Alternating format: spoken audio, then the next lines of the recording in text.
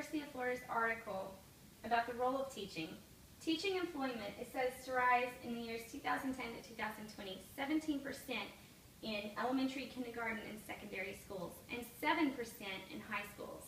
I hope to one day be a part of that statistic. I'm here to talk to you about teaching and why that is my career choice.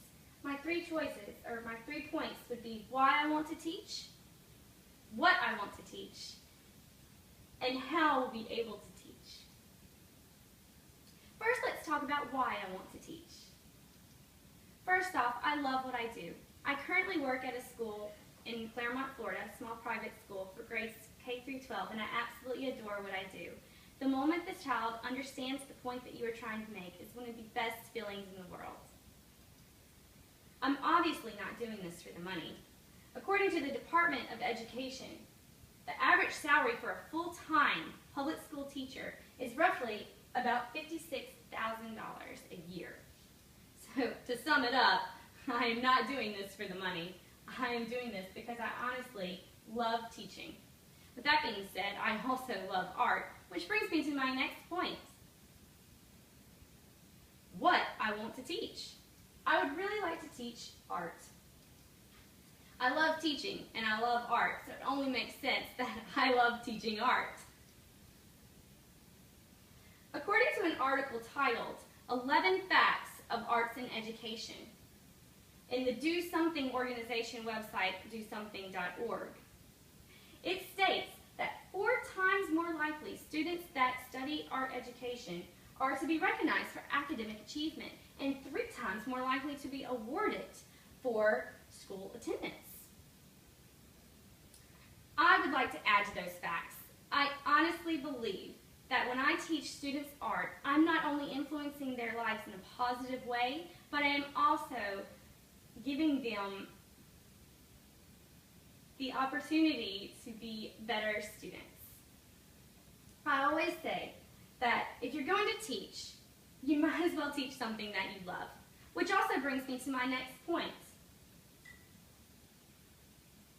How am I to teach? Well, if you love what you teach, you also need to know about what you teach. There are several different factors that depend on how I would like to teach.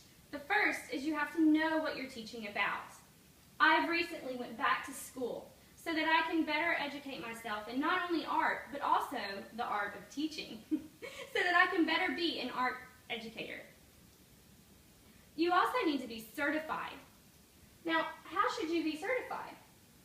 According to the Department of Education and the Florida Administrative Rule 64-4.0101, it states that you can do one of 2 things to be certified in the state of Florida. The first, you can have a bachelor's or higher with an undergraduate or a graduate major in art. Or you can have a bachelor's or higher with 30 hours in a certain art area, such as 2D, which would be drawing or painting or something of that sort, 3D, which would be like sculpting or ceramics, or art history.